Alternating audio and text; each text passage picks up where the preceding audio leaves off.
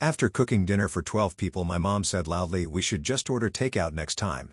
At least it'll be edible." My dad snorted. I looked around. No one defended me. So I stood up and said, "Next time you can all pay for takeout because I'm done." They laughed, but what happened next shocked everyone.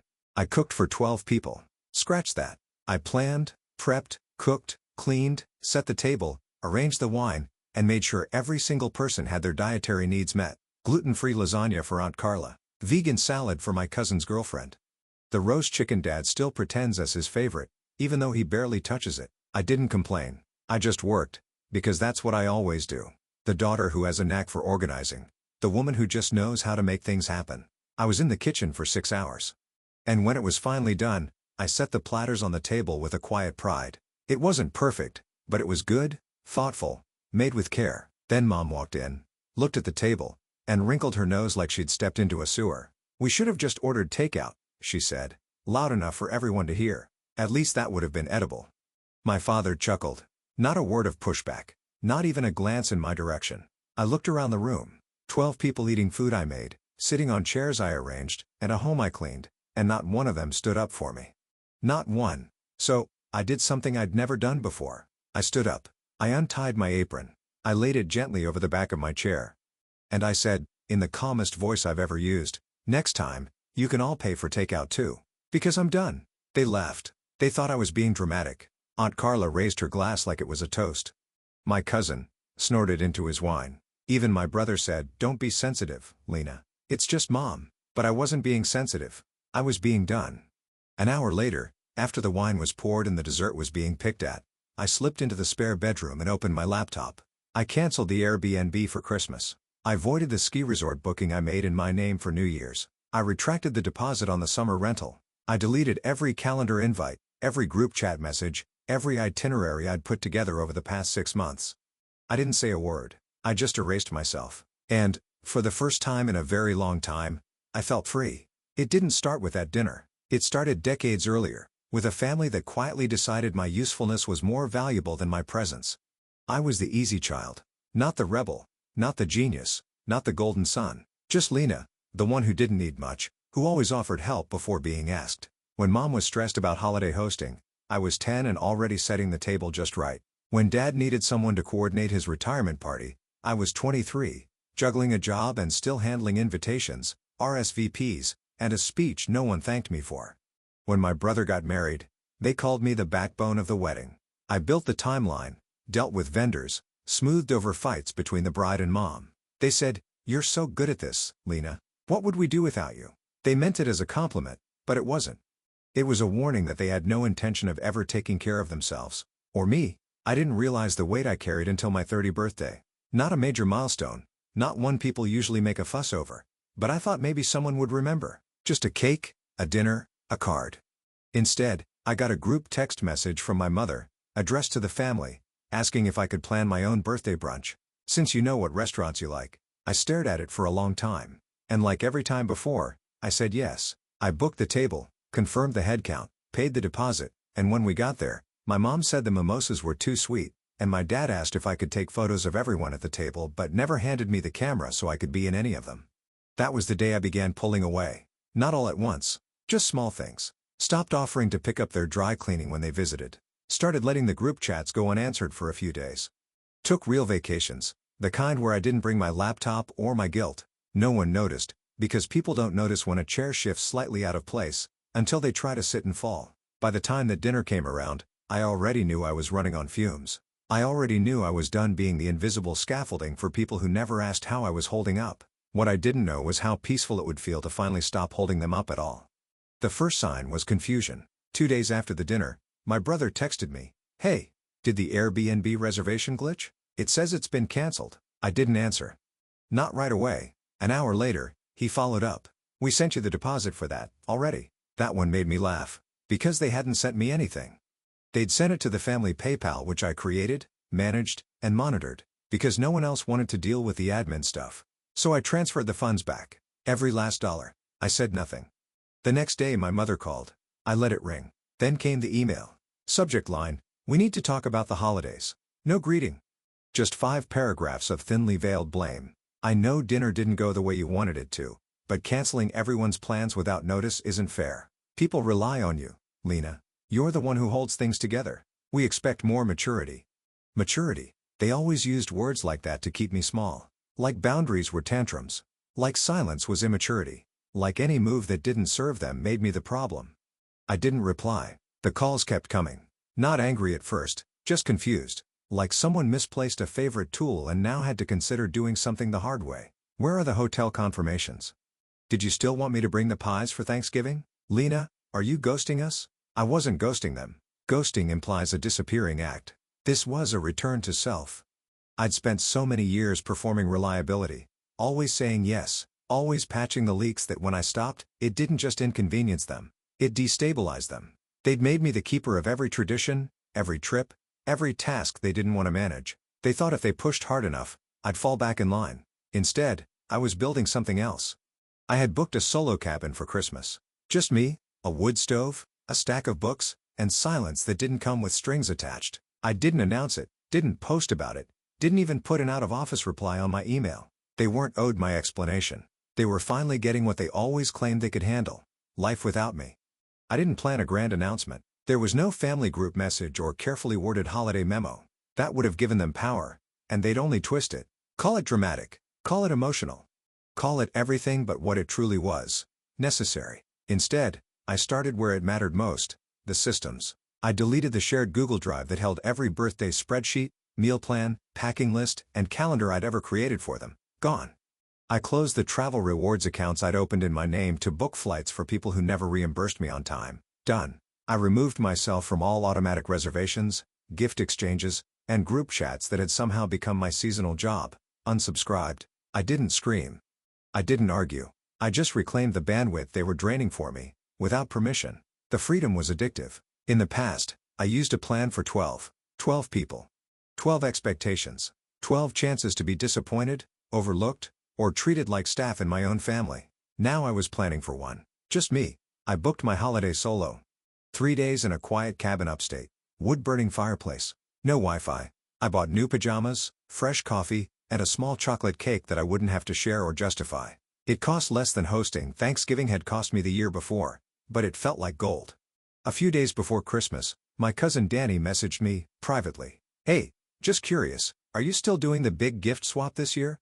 No one said anything. I stared at her text for a long time. Danny wasn't cruel. She was just one of the many who had gotten comfortable with me being in charge of everyone else's joy. So I replied, "No gift swap this year. I'm sitting this one out. Hope you enjoy the holidays." She sent back a sad face emoji then.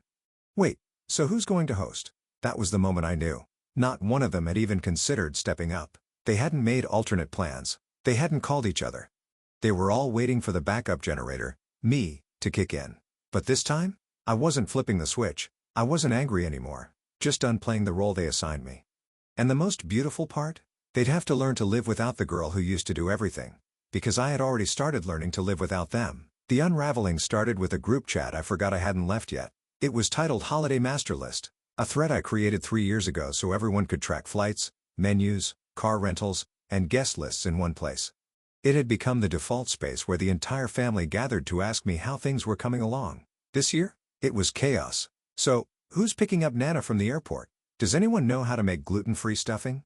Are we still doing the cabin? Or is it Grandma's house now? Wait, is anyone even bringing dessert? 30 unread messages in 2 hours. Not one tagged me directly, but every single one read like a silent scream.